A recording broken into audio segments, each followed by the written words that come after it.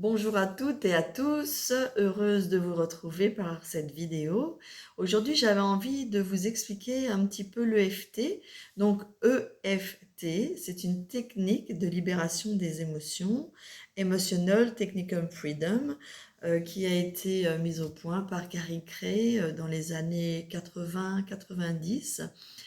Et en fait, ça se passe par des tapotements. Vous avez peut-être pu voir dans d'autres de mes vidéos comment j'accompagne la psychogénéalogie avec l'EFT. Donc ça permet de tapoter avec les doigts, donc comme une pile, hein, on a cette petite pile au bout des doigts, qui permet d'aller stimuler des points. Pour ceux qui connaissent l'acupuncture, ces petits points d'énergie qui sont répartis dans tout le corps. Alors, c'est en lien avec les méridiens dans le corps. Donc, certains endroits dans le corps sont les débuts, donc le commencement du méridien ou la fin du méridien. Et en tapotant sur ces points précisément, il y a une remise en mouvement de l'énergie dans le corps. Il est d'ailleurs conseillé de boire pendant les séances de EFT par les tapotements. Alors l'EFT est accompagné de paroles, ce que l'on appelle des protocoles. Donc la première parole que l'on peut dire quand on commence de l'EFT est, je vais le faire sur le tranchant de la main, ça c'est un des points, même si on nomme la difficulté, la problématique, la douleur. Donc, je vais prendre un exemple. Même si je ne m'aime pas, même si je ne sais pas comment faire pour m'aimer, je m'accepte tel que je suis et j'apprends à m'aimer. Même si j'ai mal à la jambe et que ça m'empêche de faire les choses que j'aime, comme de la course à pied ou une marche avec une amie, je m'aime et je m'accepte tel que je suis. Voilà, ça c'est le début. C'est cette phrase que l'on peut dire pour commencer. Alors l'idée, c'est bien sûr de s'aimer, mais c'est pas toujours facile. On a tous beaucoup de difficultés de par nos éducations, de par notre origine religieuse, le monde un peu judéo-chrétien qui nous dit que nous aimer finalement c'est très égoïste. Et là, je suis en train de vous dire qu'on peut se dire que l'on s'aime. Alors c'est vrai que les personnes qui sont dans un mouvement de développement personnel, de mieux-être avec soi, on a l'habitude de se dire ça. Mais pour les personnes novices qui arrivent, qui commencent leur parcours, se dire que l'on s'aime soi-même, c'est peut-être en contradiction avec leurs propres croyances. Et bien même si vous ne savez pas comment vous allez pouvoir faire cela, ouvrez juste votre tête, votre cœur, votre corps, à pouvoir le découvrir. Donc on pourrait dire, même si je ne sais pas encore comment faire pour m'aimer, j'apprends et je m'ouvre à la possibilité de le faire. Voilà, ça c'est une première phrase que l'on peut se dire. Alors qu'est-ce que ça soigne? En quoi ça peut aider? À quoi ça sert le EFT? Alors c'est dans tous les cas de figure. Donc autant, j'ai un petit commentaire qui vient, excusez-moi, ça se fait autant pour les choses morales que physiques, qu'émotionnelles. Donc vous avez des douleurs physiques, vous pouvez tapoter sur les douleurs physiques. C'est-à-dire pas tapoter sur la douleur, mais avec les points de FT, vous pouvez tapoter et accompagner vos tapotements par des paroles. Vous pouvez aussi sur des douleurs émotionnelles, le rejet, l'abandon, l'humiliation, vous pouvez, et bien d'autres. Vous pouvez aussi tapoter par rapport à des mémoires de vos ancêtres, à des mémoires de vie antérieure, si vous y croyez, à pas mal de choses. Finalement, ça s'adresse à tout public. Ça se fait aussi bien pour les personnes d'âge mûr, les adultes et les enfants. Les enfants sont... En fait, ils ont cette capacité de voir les choses avec une telle fraîcheur, une telle ouverture que pour eux, ça va vraiment bien fonctionner. Chez les adultes, il y a un peu quelquefois cette réticence et où on se tient à des cordes et on se dit mais comment ça marche, mais comment c'est possible, c'est tellement facile, c'est n'importe quoi. Donc il y a cet aspect de tapotement pour différentes problématiques. Et alors, dans ces tapotements, il y a des paroles. Donc les paroles permettent d'accueillir, vraiment d'ouvrir, d'accueillir ce qui se passe en soi, donc en chacun d'entre nous. Alors, quand il y a une émotion qui monte par l'EFT, on la laisse venir. Elle peut se manifester par des douleurs au thorax, mal de ventre, des maux de tête, des envies de pleurer, une boule dans la gorge, une pression dans les oreilles. Même il y a des personnes qui ont envie de roter, de rigoler. Donc les émotions se manifestent de plusieurs façons parce qu'on est tous différents et qu'on a notre façon d'accueillir les émotions.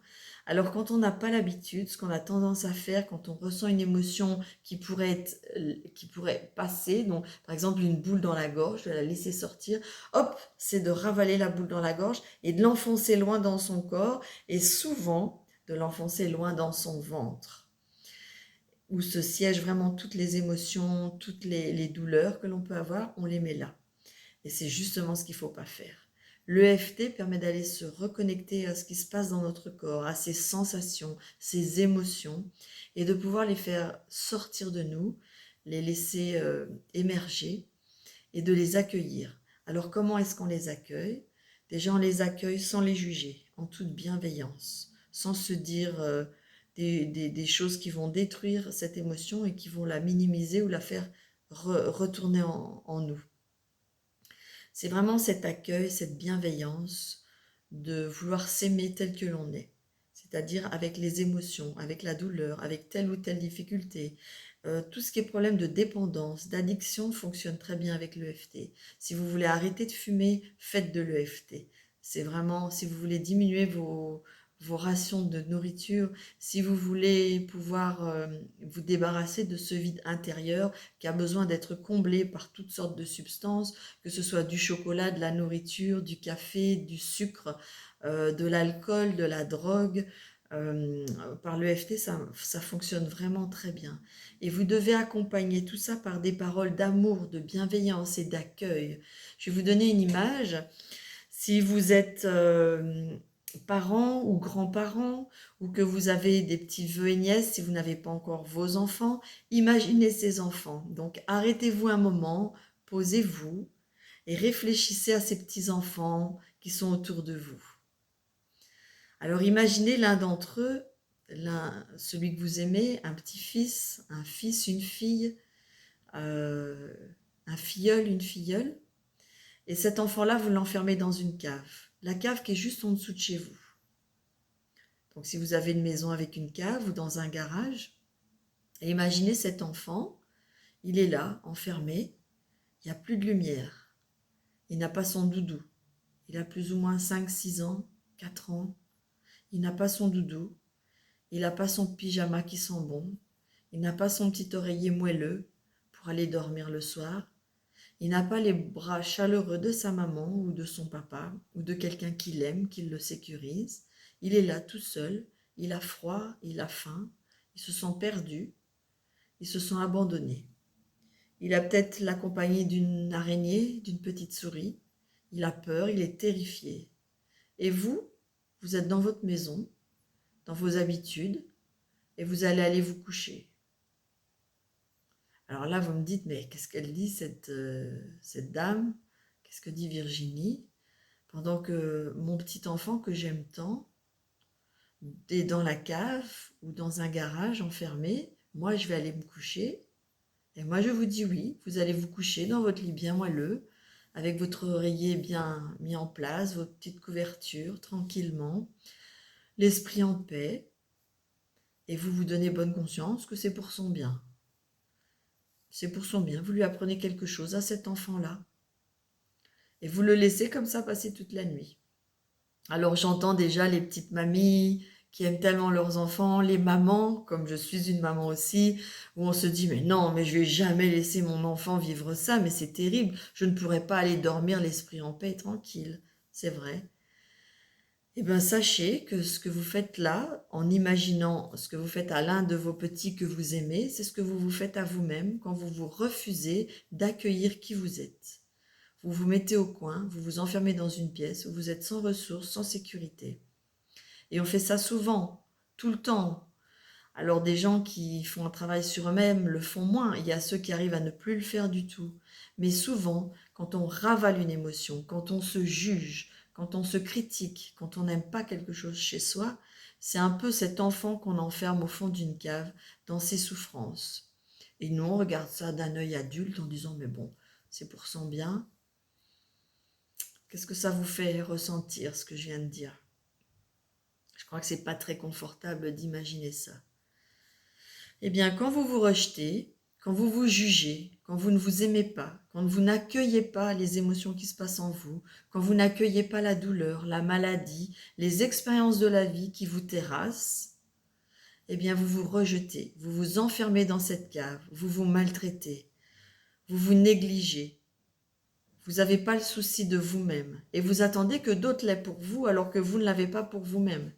Vous êtes prêt à rentrer dans des relations pervers, des relations qui vont vous mener à rien, des relations de dépendance, et où vous attendez des autres qui vous apportent ce que vous ne pouvez pas vous apporter vous-même. Souvent, on parle des pervers narcissiques, mais on ne parle pas de ces personnes dépendantes affectives qui attendent des autres qui fassent le travail à leur place. C'est dur ce que je viens de dire. Je suis une ex-dépendante affective et je pense que tout comme le fait d'être alcoolique, c'est toute une vie. C'est toute la vie que l'on porte cette blessure. Mais il y a des choses que l'on peut faire pour travailler dessus. Donc vous attendez des autres qu'ils vous donnent ce que vous n'êtes pas capable de vous donner vous-même. Et après, vous reprochez aux autres qui ne voulaient pas donner, alors que vous faites la même chose. Donc quand vous avez une émotion, un sentiment, un mal-être, une maladie, un malaise, accueillez-le. Prenez ce petit enfant dans vos bras, prenez cette difficulté à bras le corps sur votre cœur et laissez votre cœur ouvert. Et ne vous jugez pas, acceptez-vous comme vous êtes, comme vous pensez, comme vous ressentez. N'ayez plus ces paroles critiques sur vous qui vous assassinent littéralement, qui vous figent dans une souffrance dans laquelle vous n'arrivez pas à sortir. Aimez-vous vous-même. L'amour pour soi est vraiment essentiel. Si vous croyez que les autres vont faire ce que vous devez faire pour vous-même, vous faites fausse route. Vous exposez à de grandes souffrances inutiles. Vous devez vous sauver d'abord vous-même avant d'attendre que quelqu'un vienne le faire pour vous. Vous avez eu des parents déficients, des parents absents, vous êtes orphelin, vous ne connaissez pas votre père. Chacun son fardeau, mais vous avez aujourd'hui la possibilité de sortir de ce problème. Et l'EFT peut vous y aider. Donc, je vais regarder, on est à 12 minutes. Je vais vous laisser pour aujourd'hui. Faites-moi vos petits retours de ce que vous avez ressenti en vous visualisant comme ce petit enfant que l'on pourrait maltraiter au fond d'une cave. Et dites-moi à quoi vous êtes prêts, qu'est-ce que vous voulez changer chez vous. Et d'autres vidéos vont suivre avec vos thèmes ou avec ceux que je vais choisir en fonction des rencontres que je fais, des paroles que j'entends et de vos commentaires.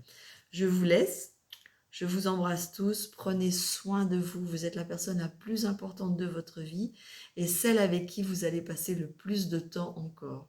Voilà, à très vite.